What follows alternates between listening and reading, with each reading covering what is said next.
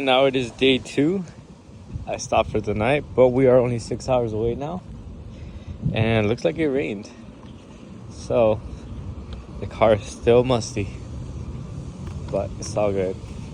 I'm curious to see if it starts. I feel like it will though. It literally only needed to get jumped at the port. And then that one time, yeah, literally at the port, I stalled it. It died and needed to jump again. But after that, it was good. So, yeah, looks like we got power.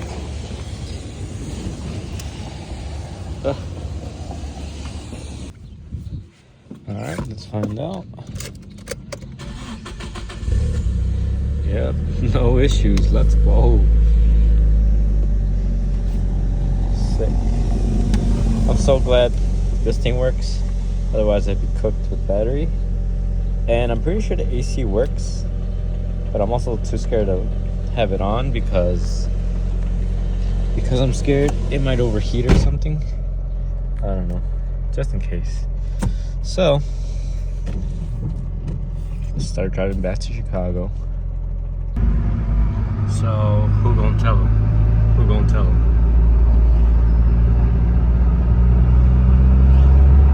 Anyways, we're 3 hours away. Why is this so close? 3 hours away. As you can see, there's no mountains anymore. It's nothing but flatness. And, oh man. Close. Got a ball of dirt coming in right there. So far so good. And I might just go to a car meet as soon as I get back to the city. Slammed Enough pre-meet, just because I might not be able to make it to Slammed Enough. So I guess I could check the cars out there, but that's an hour away from my house. So that's another hour that at least I'd cruise with my friends. But I don't know. We'll see if I end up going. And if I do, then you'll see footage of that. Plus, the car's really dirty. I mean, even the windshield is like full of just writing from the port and stuff. So, I don't know. We'll see.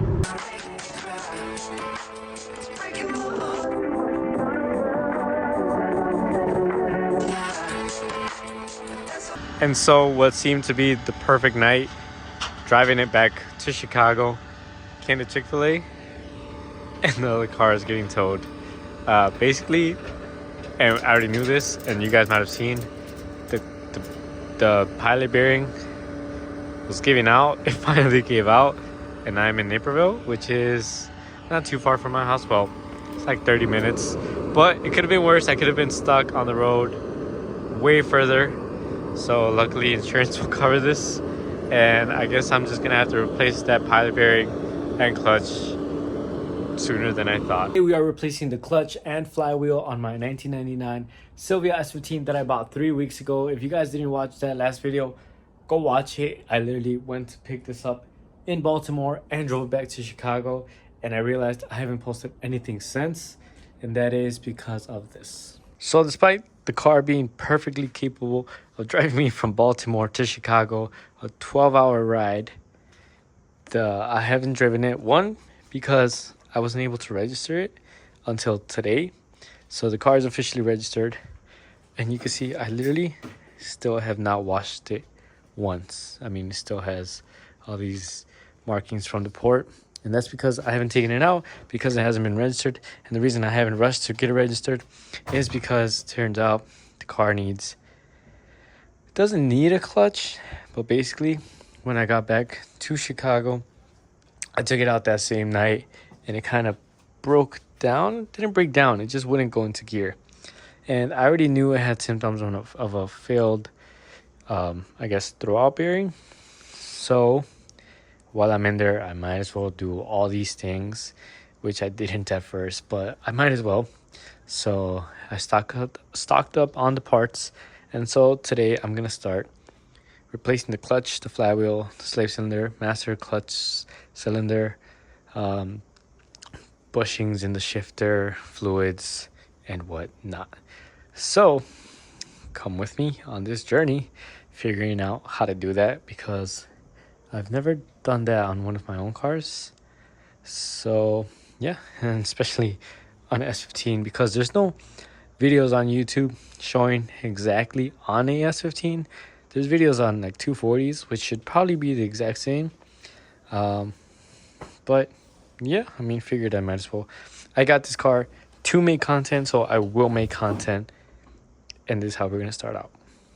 First things first, I'm going to jack up the car from the front and put the ramps. I can't just drive up the ramps because the front bumper doesn't clear because the car is lowered on teen coilovers. Also, I really want to see if I can open these up, get rid of this, and reseal them properly.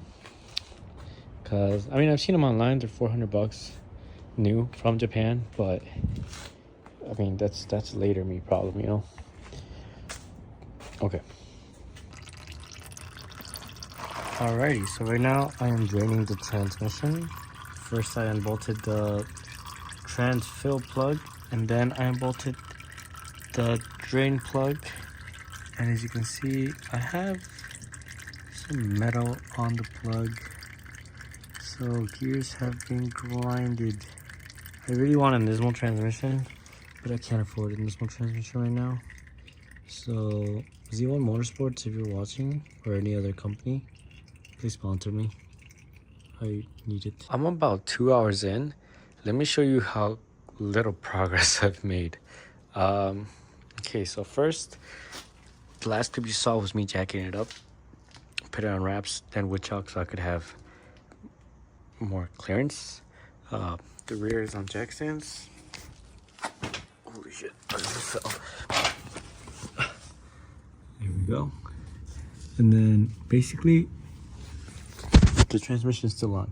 I know, that's like the main thing of this whole situation.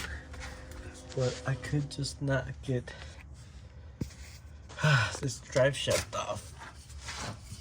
It's like, I don't know why, but I never have luck removing a drive shaft. It's 4 bolts. I've WD-40'd them. I've heated them up. Still nothing. So I'm gonna let them soak overnight on WD-40. It says I need to remove the exhaust, but honestly, with this aftermarket exhaust, I don't think it's in the way of me dropping the trans or even the drive shaft. So I did not do that. I have removed the connections. So it's 1, 2, and I guess it's 2 connections, and then this mounting point, and that's pretty much it. I did drain the trans, so it gets drained from this right here. As you can see, it's loose. I left it loose until since I'm gonna have to fill it. And then this is the drain bolt. It's also probably not tight, but here's what it looks like. Oh shit! Of course I would do that. Obviously, very bad. Also, looked like it was really low, so that was not good. I have loosened the slave cylinder just so that it's ready to remove. And so here's the harness for the, I believe it's a speed sensor and the reverse light. These 2 connections. And as you can see, I hardly did anything. All because of those drive shaft bolts inside. I removed the shifter. Okay, so the process here was I removed the shifter, just spun it out. Then we were left with this. I just unbuttoned this and pulled this up, and it unclipped. Now to remove this piece, which was here, I unbolted. Okay, so I ran out of storage, but basically to remove this, it's these 2 screws, 1, 2 right here, and then there's these 3 buttons Instead of unplugging them, I just unscrewed the whole base, which is here. You can see there's just Phillips screwdrivers that mounted to that, so I just removed that. I didn't want to deal with all these connections. And then we removed the center console. For the center console, it was 2 screws up here and 2 back here, which mounted to this, and then it pretty much pries up. And then what I did here, I loosened all of these. Oh, well, also there was a heat padding, so that was just here, and just pulled that up, and I had access to these 4 bolts. I loosened them just so they're ready for whenever I need to actually get to this, since I did buy new shifter bushings and whatnot. So that's the progress I've made so far. Poor car is so dirty, but I can't clean it until I finish all this trans jack I borrowed from Eric, which I have not been able to put to use because of those. Oh my god, the thing is so annoying. I can't believe I couldn't get that out. But yeah, it's 12 at night. I'm probably gonna call it a day here. That's about oil, so I can change the oil. I've never changed the oil on this. I mean, I haven't driven it, but I bought it, so I could do that tomorrow. I don't even see where the filter is on this thing. Isn't it on this side?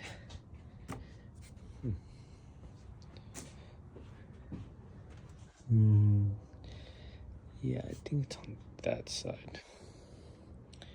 But yeah, I'm pretty tired, so I'm gonna call it there, I guess. I mean, at least I made some progress. I'm telling you, once I get those drive shaft bolts out and I get the drive shaft off, it's gonna be unbolting the trans from the trans bracket, which I think I actually loosened already, and then the bell housing, which are pretty accessible, so at least for those I could use the impact, whether it's the electric one or the air one, or just a ratchet breaker bar. Okay, let me show you all where I'm at with this. So I wound up cutting this 14 just so that I could fit this into here to get leverage on the drive shaft 4 bolts. So there's a trick to it. You gotta angle it so where this thing fits entirely. You break up and put it in gear, break it, take it out, put it in neutral, take out the e-brake, spin it where you can fit it exactly like a certain way, and you're able to get the drive shaft off. You can see right here. You do have to take off the drive shaft bracket, but that's pretty easy. I actually left it on the drive shaft. That's right. After that, I unbolted this mid pipe. Just because I thought it was gonna be in my way. And fun fact, right now it is in my way, but I am not taking it off fully because I was able to access the top bell housing bolts right there, even with this in the way. But to get access to those 2 bell housing bolts, because those were the hardest, this one I was kind of able to get a little rough, but the rest were easy. So in order to get to that, you have to angle the engine and trans like this, which you do by, well, first you have to lower the subframe about 1 inch with, oh my goodness, where are they? Ah, yes. So you have to lower this bolt right here. Oh, this bolt right here. Don't take it off fully. Just lower it enough as you can see, you create this gap, and that lets you drop the engine. So there's one, and then one across on the side over here, two, and same thing on the other side. And I put the jack right in the middle of the subframe at first. I left it up to support it so I can loosen them so the weight doesn't keep coming down. Then I lowered this, and then this thing comes down to the level that I did. I did 6 full turns on these bolts, on the subframe bolts right here, and that gave me enough room. After I did that, then I unbolted the trans, I guess, mounting bracket, and now it came down. As you can see, I have a cup because I kind of needed the trans to go that way so I can access those top bell housing bolts. Now I'm gonna move this out of the way because I am still missing one more bolt on the other side above the starter. And the one we're missing is that one right there that I'm pointing at right in the middle. I thought I was just holding that hook, but I guess it is part of the bell housing holding the trans and engine together. So let me get that one off, and we should be able to split the bell housing.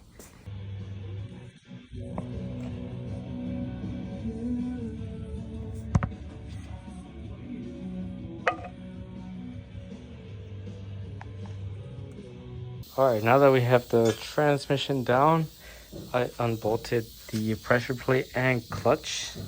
Here's what it looks like. Also, it looks like I have a Nismo, or had a Nismo clutch. Got the Nismo marking right there. This thing's pretty heavy. Nissan right there.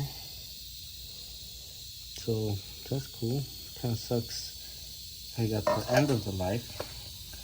And I also confirmed what I believed. My pilot bearing is caught. And here's how that looks. As you can see, it is literally broken. Also, I have a Nismo flywheel. So, kind of wish I could just resurface this, because this Nismo is probably lighter. I don't know, we'll see, we'll compare. So yeah, I'm gonna replace that. I'm gonna replace the flywheel. I'm gonna see how this looks behind there, because I did see some oil when I separated the trans from the engine. It had some drops. So rear main seal probably has to get replaced, which I did buy already. So we're gonna go ahead and do that. I also bought new ARP studs or bolts for this, which I'm now realizing I don't have the socket to remove this. It's like star pattern. Oh, great. That's great. Why didn't ChatGPT tell me this? That's what I'm wondering. Alright, and just to wrap up this video, and sorry if I sound dead in all those last clips. I was probably really exhausted every single day that I worked on this car. But here is where we stand currently. Let me just show you guys the mess of tools here. But check this out. Everything is back on. Don't mind the parking ticket. And everything is installed. Give me 1 sec. Let me turn the flash on. Because we are still, well, as you can see, not running because I messed up somewhere. And that means I have to redo everything to find out where I messed up, because I'm pretty sure the problem is in the bell housing. Let me just show you guys. I was already finished doing everything, installing everything, thanks to the help of my boy Eric. So we still have a problem. I am pressing the clutch and this comes out just fine, how it should. But as you can see, the fork is not springing back in as it should. It should be bringing it back in whenever I let go of the clutch. but I'm pressing the clutch, I'm letting go, and the fork is not coming back in. Therefore, I'm pretty sure the throwout bearing is not reaching the pressure plate, because the pressure plate is what would push this back out, spring it back out. Which means I have to redo everything. So stay tuned for the next video where I actually kind of give a tutorial on how to drop the trans so that you can replace your clutch, pilot bearing, throwout bearing, flywheel, and I also did replace the rear main seal. So now that I know how to do it, the next video should be better because I won't be discovering things for the first time. And hopefully I can fix this issue. Yeah, because I am lost. I don't know what I did wrong. Or, okay, honestly, it might be because the Nismo setup I had, the flywheel is like this big with the clutch this big, whereas the new one is a flywheel that's like really thin, and the clutch, I mean, it's not that much bigger. So I feel like it's just the throwout bearing is just not reaching because it's not, this new setup is not that wide. So it leads me to wonder if this setup is even for a S15 with a 6-speed. Might be a Spec S setup. But I won't really know until I get in here and see what the problem is. Maybe I installed something wrong. I don't know. We'll find out in the next video. Thank you guys for watching, and subscribe for more S15 content.